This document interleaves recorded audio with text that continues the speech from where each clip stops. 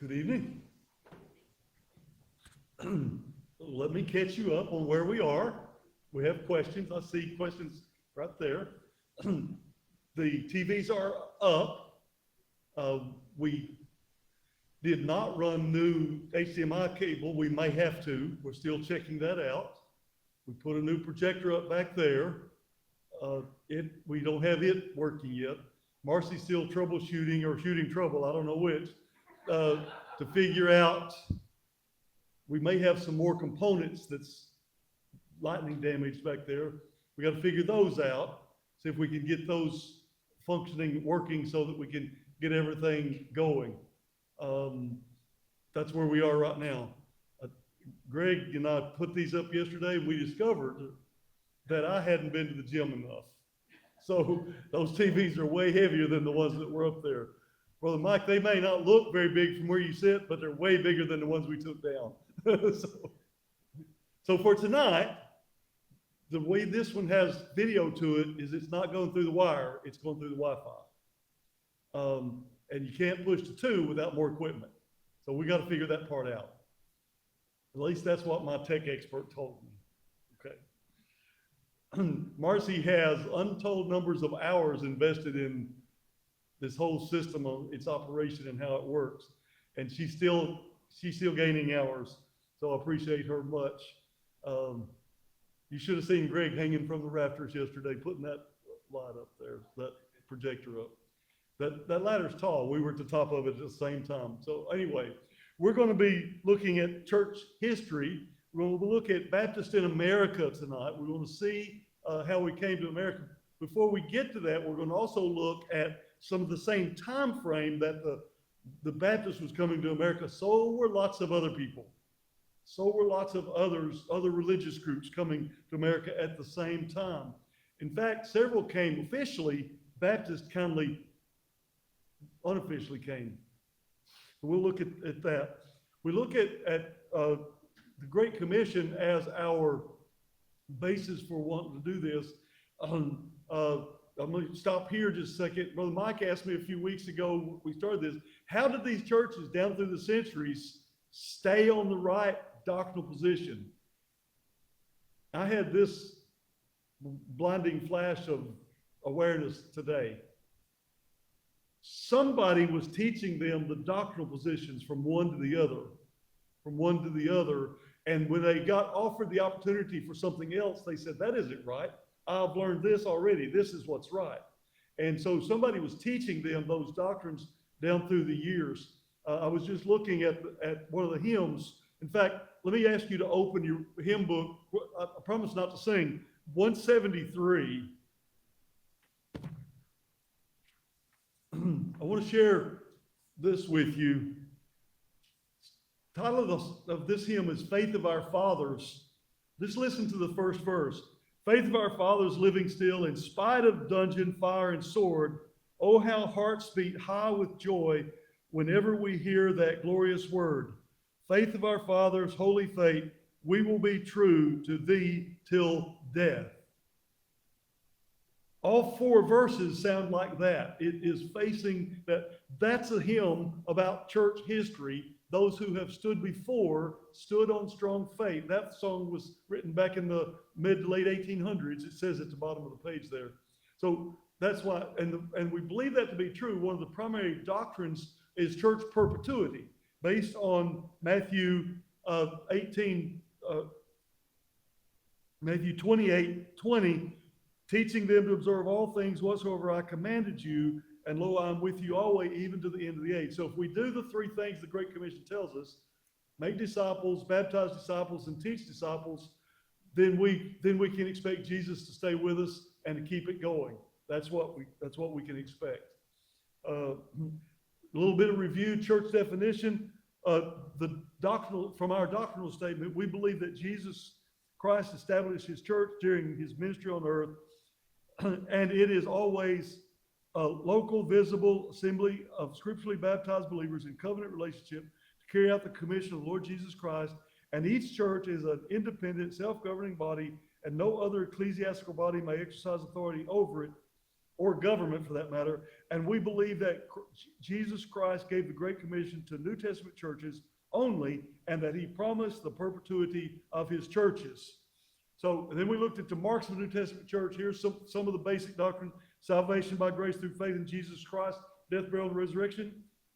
Church is a visible institution. I saw a podcast the other day, this video, and this non-Baptist was interviewing the title was Landmark Baptist.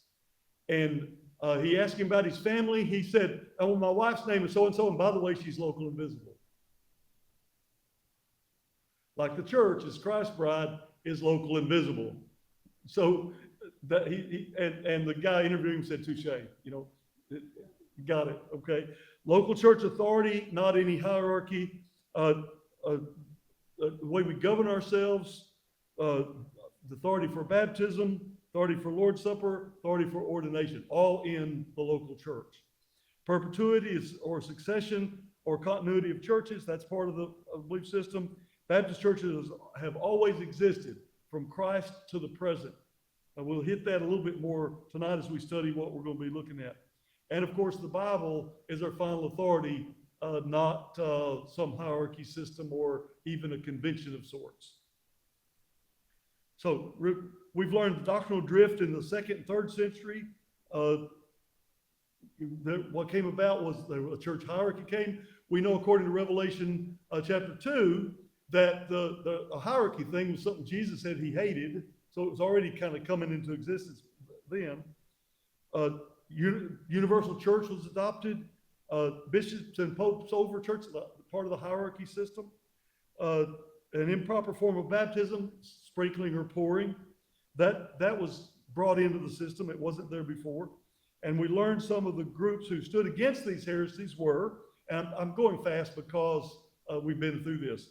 Some of them, they were called Montanists, mid-2nd century, called Novatians, mid-3rd century. They were called Donatists, early to mid-4th century. And then the Paulicians, they had a start in the 1st century, probably because the Apostle Paul, they said, well, we teach what Paul taught. And then all the way into the 16th century, 1500s, is when we first start seeing the name Baptist being used by Baptists, is in the 16th century, 1500s. And then there were the Waldenses and the Albigensians. I think I told you a story about a chaplain that I ran into in Iraq. He was a Hindu chaplain. Did I tell you that about him? He was a Hindu chaplain, but he had been a Southern Baptist pastor, and he had some, as sometimes happens between church and pastors, he had a rocky time. And so he just kind of had a crisis of faith and went looking for something different. And so he went to Hinduism. And when he found out that I was ABA and Landmark Baptist, he said, you wouldn't be Landmark if you knew where they came from. I said, listen, you're reading the history that's written by the enemies, the persecutors of the Landmark Baptist. You read the history of why they persecuted them, you'll figure out why we're who we are. And that's what we're looking at. Some more of that this evening. We looked at ancient landmarks. We looked at the name Anabaptist, means to rebaptize. And we looked last week, was it last week? At the week before last, at the Baptist Church in England. We know that the England moved very gradually to more religious liberty. And one of the catalysts for that was the publication of the King James Bible.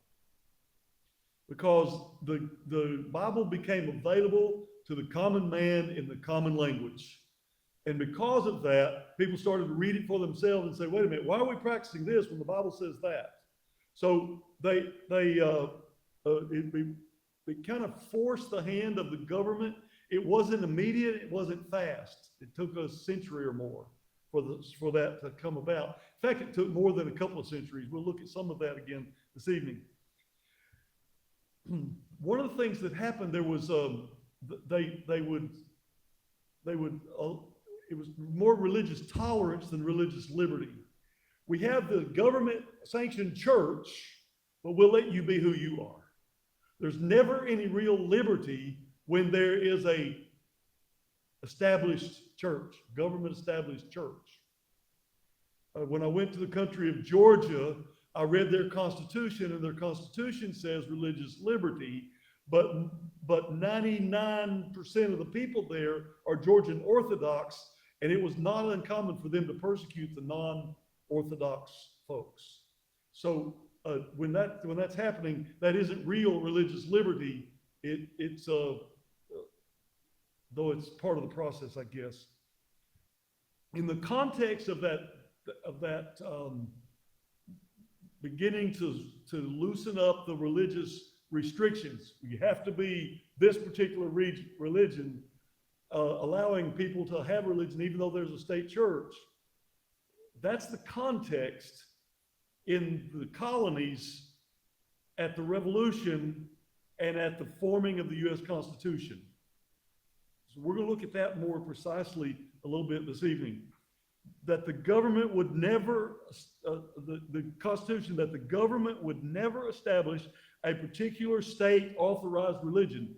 That's what the First Amendment's about. We'll look at where the First Amendment came from, but that's what the First Amendment is about. Not that you can't pray at school, but government can't say that a particular denomination is going to be the state religion.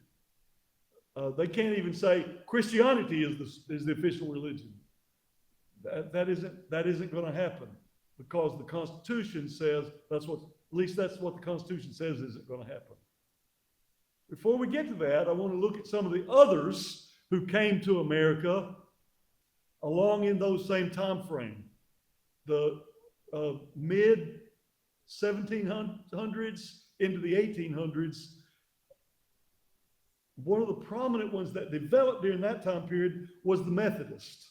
So somebody asked me, Brother Terry, you're going to tell us where the Methodists come from? I don't remember who asked me that. This is where they came from. Okay?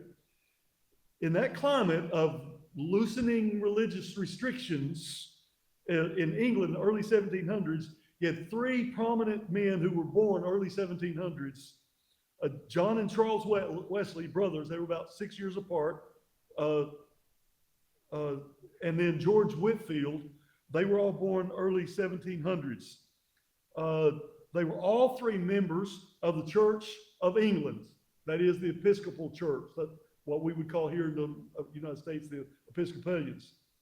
They had no intention of starting a new denomination or new religion.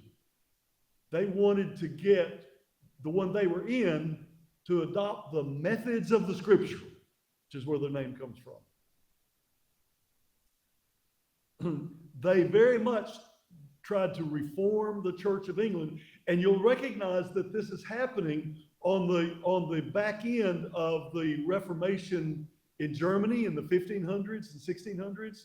You had the Reformations that's going on in the Netherlands with the Presbyterians and others. The Reformation there along the same time period. And then here in the mid 1700s, John and Charles Wesley says, wait a minute, let's reform the Church of England. And we talked a little before where the Church of England started, right? It came because King Henry VIII wanted a divorce, and he established himself as the head of that and started that. The Archbishop of, I think, Canterbury became the head religious guy in that particular religion. May still be that way, I'm not sure. They wanted to establish, they wanted to convert or to reform the Episcopalians or Church of England to practice the methods of the Bible. They wanted more of that. I have a book on my shelf that was required reading in seminary called Strangely Warmed. That's the title of the book, Strangely Warmed. And it's John Wesley's testimony of his faith. And he had been, when he became a priest in the Church of England, he became that, he and Charles Wesley both, because that's the profession his parents picked for them. Their parents picked their profession, probably George Whitefield too. And so they took on the profession of being a Church of England priest because that's what their parents picked for them. It's kind of a feudal idea system there. But then they traveled some between England and the colonies, United States, mid to late 1700s. And they really did read their Bible. And John Wesley says that at one point that he was in prayer, he felt strangely warm. That's his testimony of salvation. I'm not going to pass judgment on whether that was a genuine salvation or not, but that's the way he stated it. That's the way he expressed it. There were Methodist societies established within the Church of England during that time period called the Methodist Societies, and they would meet and talk about how, as being part of the Church of England, that they would practice the methods that they were outlining there in the scriptures. Okay, there, with that. They were prominent preachers in England and in America, often in open air meetings. This is where the idea of brush arbor meetings comes from. You know what a brush arbor is? Okay, let me tell you. Brush arbors, you put up a frame of some kind, and then you put brush on top of it to make a shade, to make it like a pavilion with brush on top of it, called a brush arbor. And sometimes the pews were hastily built. I've seen some of these pews built, and they were flat wood, and they were narrow slats, and there was gaps between the slats, and they were terribly uncomfortable. People would get up and go home, and they would have lines across their backside where the boards made creases on their seat, and they were terribly uncomfortable. By the way, it's kind of in that same kind of climate that the Pentecostal groups got formed. Is a lot of those open air meetings, brush arbor meetings. We've got very charismatic or lively, exciting with those kind of things. The Methodist Society had the first annual conference in 1744 in England. It was still part of the Church of England, but they formed a Methodist Society conference, 1744. The Methodist Episcopal Church officially organized in America in Baltimore in 1784. Now, you can find in our communities and close by churches that have sign on them says African Methodist Episcopal. So some in our neighborhoods. I know there's one down, I think it's Southside Road out that way. African Methodist Episcopal. It will be an African congregation, Black Americans practicing the Methodist Episcopal kind of church. That's there.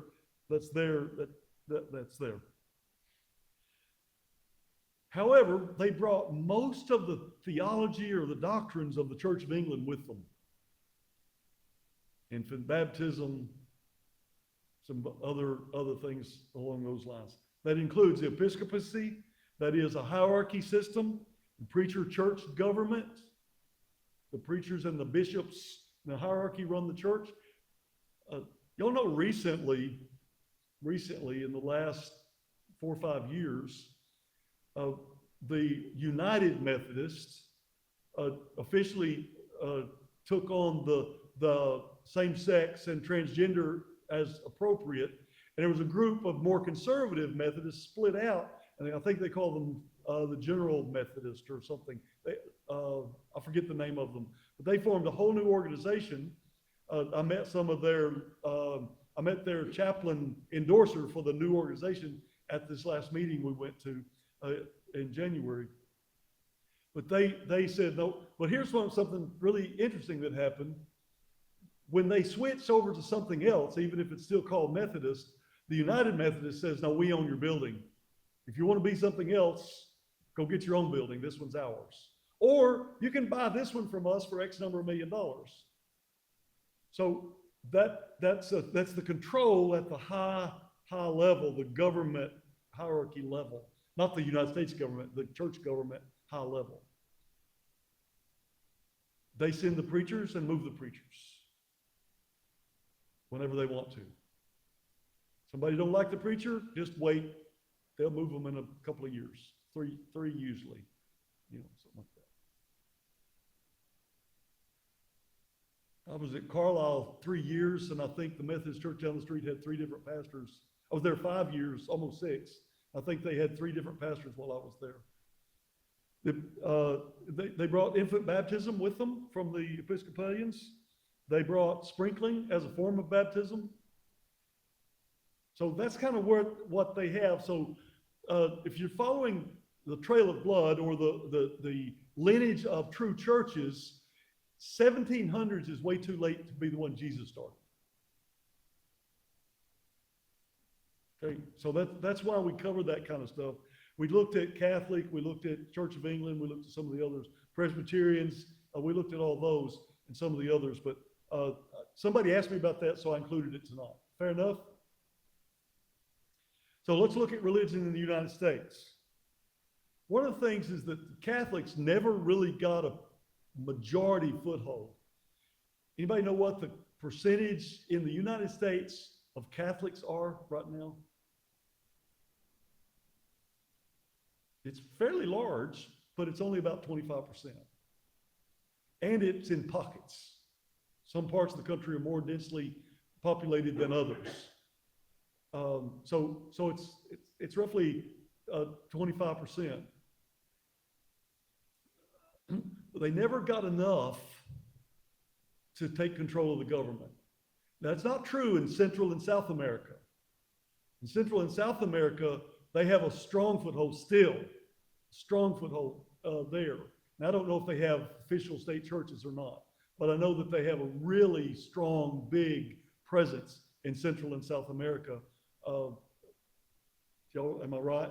Okay, I'm getting some amens back there from some of that. Belize, I'm guessing. Puerto Rico, for sure. Most of Mexico, strong Catholic.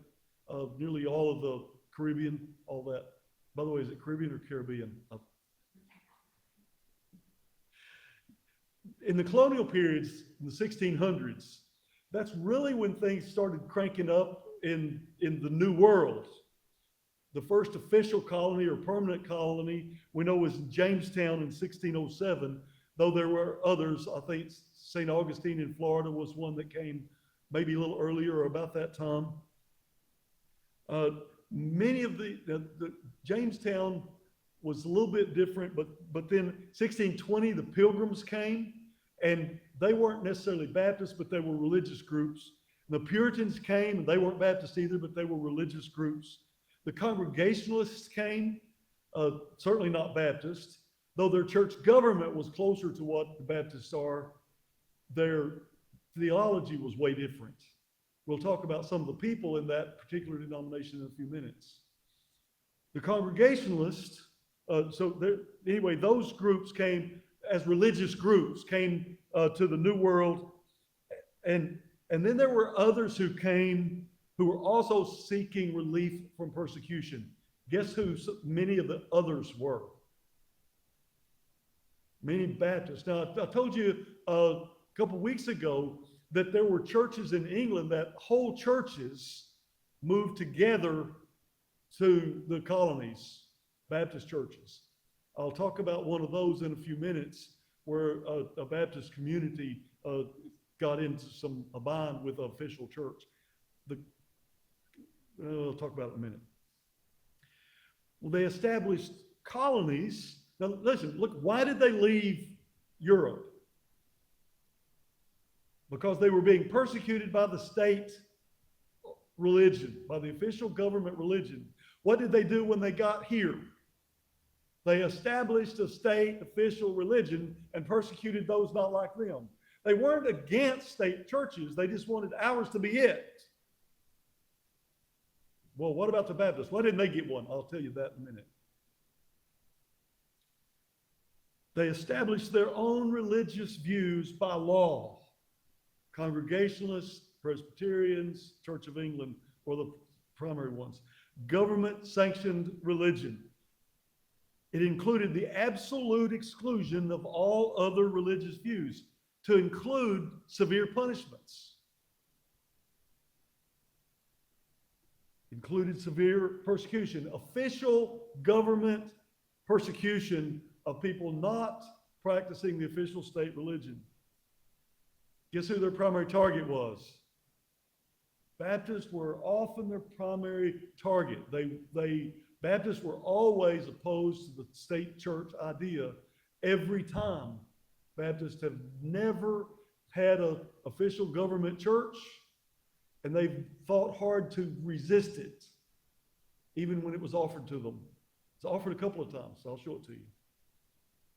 Southern colonies, Virginia, North and South Carolina, they were strong adherents of the Church of England.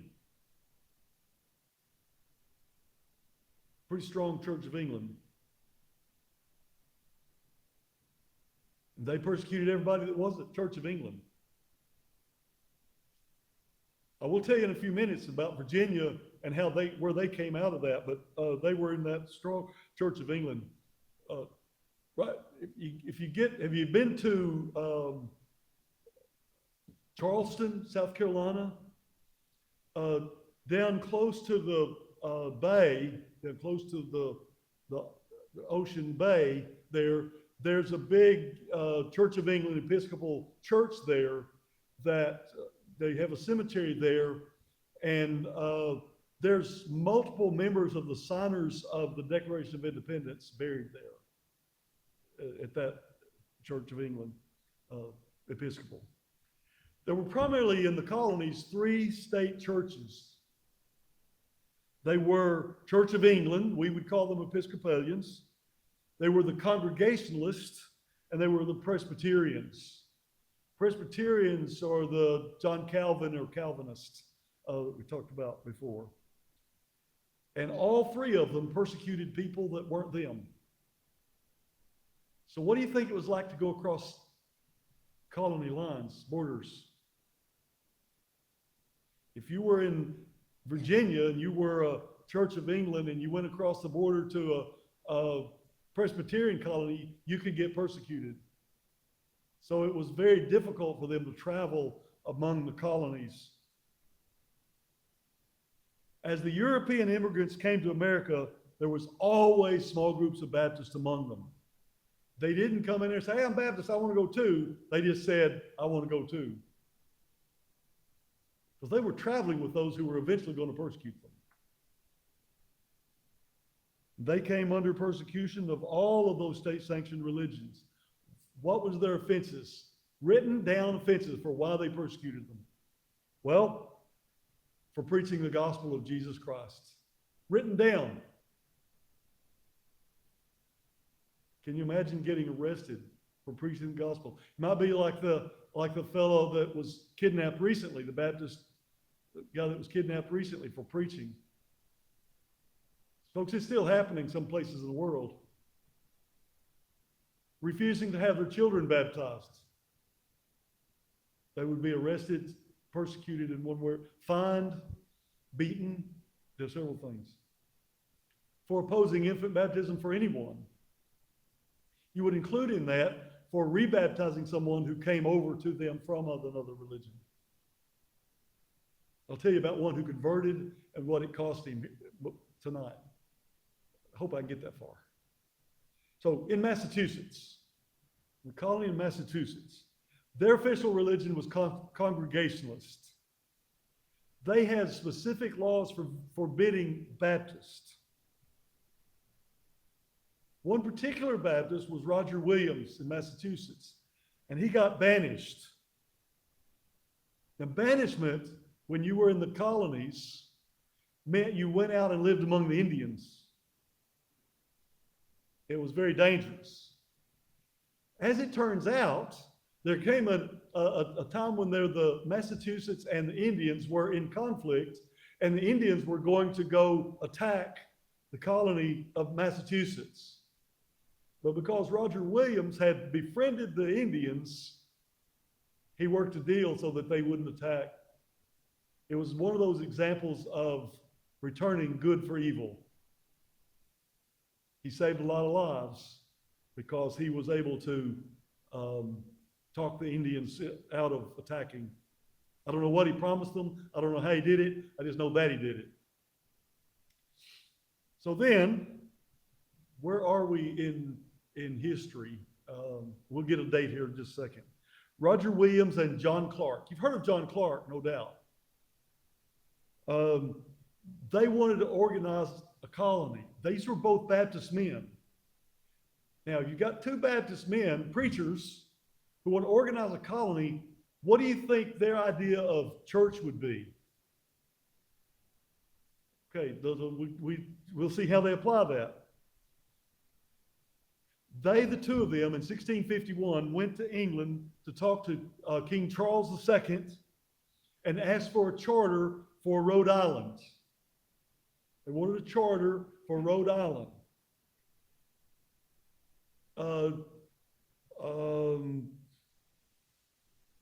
Wasn't the king, George, I forget his name, Cromwell. Cromwell was the guy that was allowed to sign that charter, and he didn't grant it. For whatever reason, he just didn't do it. I don't know if he just forgot or he said no, but he didn't do it. Roger Williams came back to the colonies. John Clark stayed. He stayed until 1663, 12 more years. He stayed in England petitioning King Charles for the charter. Finally, King Charles granted the charter and said, make your state religion what you want it to be. Now, here's your Baptist opportunity to establish a state religion. And guess what they did? They wrote their own constitution. Guess what they did?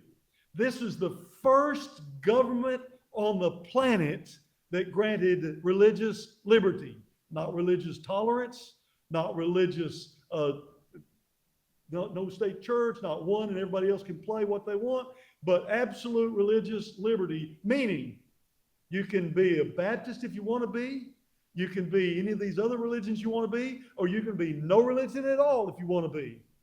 That was the position of John Clark, Roger Williams, and by the way, Baptist theology all the way from back there till now. That's good Baptist theology. Government, leave us alone, we'll do our thing. I don't think I have this in my notes, but let me give it to you anyway. One of the reasons that the colonies resisted eliminating the state church, this is why we were writing our Constitution after the Revolutionary War. They resisted the idea of religious liberty, doing away with state taxes that supported the churches, because they didn't think the church could survive without mandated tax. They didn't believe you would be generous. So they were scared. I think each one of them thought, well, I wouldn't give if I didn't have to. So they fought it. They had the chance in Rhode Island to write their own constitution. Again, it's the very first place on the planet that had absolute religious liberty. This plays a big part a few years later when we get to the Revolutionary War and the Constitution. It comes much later, but these two men each established a church roughly 1638. The one that Roger Williams established in Providence, Rhode Island, lasted a few months. Some of the historians say that was the first Baptist church in America. Others will say that the one that John Clark established in the same year was the first church in the United States. I am pretty much convinced that John Clark's was the first, and you can still find a Baptist church there where John Clark started it now. So that's pretty saying a lot about that. So John Clark was in Newport, Rhode Island. And again, the church there was started in 1638. Pretty sure it's still in existence. Let's go back a couple of years, 1651, just before John Clark went to England. He and John Crandall and Obadiah Holmes went to Lynn, Massachusetts, because they had a church member that was sick and needed some care in Massachusetts, and they went there to visit this sick church member. John Clark and John Holmes and Obadiah Holmes and John Crandall, they went there. They were arrested for holding religious services and taken to Boston for trial. What year? 1638. The charges against Clark were unauthorized preaching, disrespecting the assembly of worship, administering the Lord's Supper to persons under discipline, and denying the lawfulness of infant baptism. What a way to get persecuted. All three men were sentenced to be fined or whipped.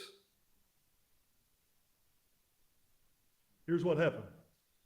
Without Clark knowing, a friend paid his fine, 20 pounds, $100. A lot of money in 1651. $100. Somebody else paid it. John Clark didn't get whipped. Someone also paid Crandall's fine, only 5 pounds, $25. John Clark was preaching. Crandall was along for the ride. He got fined $5. Holmes got fined 30 pounds. Why so much? Why more? Watch this. He had converted 2 Baptists from the state church in Massachusetts. He had converted. You're a dissenter. You're a traitor. And they double fined him. Now, Holmes refused to allow a friend to pay the fine. I haven't done anything wrong. I'm not going to let you pay my fine. They'll just have to do whatever they do. They stripped him to his waist, tied him to a pole, and whipped him until the blood ran down his body and then his legs until his shoes overflowed. It is said that he couldn't sleep on his back for 2 weeks. He could only sleep on his knees and elbows in the front. And that's the way he slept for 2 weeks while he healed from that beating. Guess where this happened? Right here in America.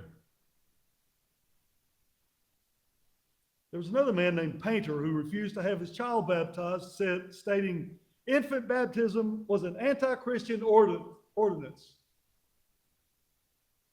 I could get arrested for saying that because I could say that. Seminary, when I first year I was in seminary, Brother Paul Goodwin was talking about infant baptism, and he said to baptize an infant is to make them 2-fold more a child of the devil. I'm good. I've been baptized. You got to first get them convinced that they need Jesus, that's not good enough. And he was whipped, much like Holmes.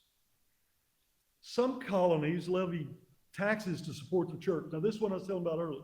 There was a community, was 5 or 6 Baptist families. They went there, they built their homes. Now, remember how they built their homes. They cut down logs, they hewed logs, they built. This wasn't like go down to Lowe's and pick up a load of lumber. They built homes, they built barns, they built gardens, they cleared trees so that they could farm. And the Presbyterians passed a law that said, we're going to build a Presbyterian church in your community and you're going to pay taxes to pay for it. Their appeal to the state was not, we're not Presbyterian. They didn't even say that. They said, we are taxed so heavily that we can't afford to feed our families. We cannot afford another tax, and they wouldn't pay it. The result, the Baptist families' homes, their farms, and even their graves were sold at auction for pennies on the dollar, or pennies on the pound, as you might have it, for 10% of what it was worth. There was another occasion, there were some Baptists who were arrested, and there was a man named Patrick Henry who was a lawyer. His religion was Congregationalist. He lived in Virginia. Y'all remember Patrick Henry? Remember his famous speech? Give me liberty or give me death. He lived in a state, he was a Congregationalist that had a Congregationalist church, state church. But he volunteered to defend these 3 Baptist preachers who were charged and jailed for preaching the gospel of the Son of God. Patrick Henry was eloquent and well-informed, and he won their case and they were freed. Now we know the timing on that was late 1700s. 1775 is when Patrick Henry's making his famous speech. In the colonies in the United States, what became the United States, religious liberty came really slowly. They hung on to their state church idea because that's what they knew. And again, they were scared. They couldn't pay their clergy or build their buildings unless there was a mandated tax. But the First Amendment to the Constitution was adopted December 15th, 1791. Well, I thought we had the Revolutionary War in 1776. We did, but it took a while. The Constitution was not ratified until 1791. They were operating on different documents till then. James Madison and George Mason. You ever heard of George Mason? Unless you've studied history closely, you probably have not. Well, everybody knows James Madison. James Madison is famous for two reasons. One, he later became president. But before that, he was credited with writing the Bill of Rights. The first 10 amendments, by the way, which were passed before the Constitution was ratified. We didn't have a Constitution without these 10 amendments. They came together. George Mason spoke strongly against ratifying the Constitution unless it had these Bill of Rights. So guess who actually wrote the Bill of Rights? George Mason. He took them to James Madison, and James Madison presented them in the Continental Congress and got credit for their writing. George Mason wrote the Bill of Rights. What are the Bill of Rights? It isn't government rights, it's individual rights. Those Bill of Rights limits the government. The government can't take my freedom of speech. The government can't take my freedom of religion. The government can't take my right to bear arms, and all these other things that are listed there. I wrote it was a paper for a seminary class. We had to write a paper, and it was a writing class. And we were assigned to write, though we were writing for a publication. The paper I wrote was the right to have prayer in public schools. And I appealed to the First Amendment and the Fourth Amendment. I can't quote the Fourth Amendment now.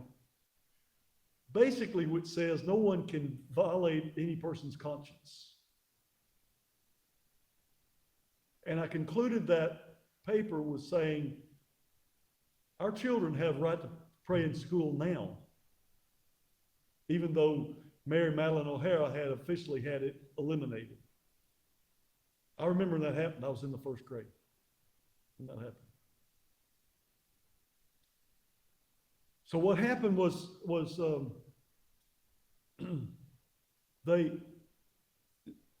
I ended that paper with, as long as there are tests in school, there will be prayer in school. Kids are going to pray, and they can pray. The question is, will they? Are they being taught to pray at home? Is prayer part of who they are? Likely some Episcopalians, and some say James Madison was likely Episcopalian. Some say he was Unitarian, but he was a strong advocate of religious liberty. George Mason, who actually wrote the Bill of Rights, it makes a difference. What we believe makes a difference. Who we are makes a difference. We have the right to tell others about Jesus. Now, I remember being deployed, and there was a couple of, I was on a base where it was, 3 or 4 miles from where I worked to where my living quarters were, and there was a bus route. So I got on the bus and I'm riding along. And there was these 2 young soldiers, very, private maybe. I was a major at the time. And they were talking in language, and every other word was GD, and the alternate word was F word. It was just, and loud and boisterous. And I said, listen, guys, you're being awfully rough on a God that I just, paid for my sin debt. You can't proselyte. So I'm not going to proselyte. If you can use his name in vain, I'm going to use it to bless you. And I just want you to understand what you're doing, the damage you're doing, the offensiveness it is to me, a God who loves me and who loves you. And I had to share that with them on the bus. And if they want to go to the CG, the commanding general, and tell him I told him that, I'm okay with that. And if the commanding general wants to tie me in stocks and beat me for that, I'll take that too. He didn't, by the way. But they didn't either. Knowing who we are and being Baptist because what the Bible says makes a strong difference in eternity. In some of these groups, people can be saved in any kind of a religious group, even non-Christian groups, even satanic groups. People can be saved anywhere, but it's usually in spite of those things instead of because of it. So it makes a difference what they're taught about salvation. Can I get personal? My granny was a Methodist her whole life and died a Methodist. And simply believed that being good or not being bad was good enough. And I had the responsibility to preach her funeral. I hope that somewhere in that Methodist Bible reading that she got, she found Christ as her Savior. I don't know the answer to that. It makes a difference for baptism, right or wrong, scriptural or unscriptural baptism. It makes a difference whether one makes the bride of Christ, because the false ones aren't. All right. That's my last slide, so I'll quit there, okay? So let me look real quick. I'll just show you announcements. We need these things to happen.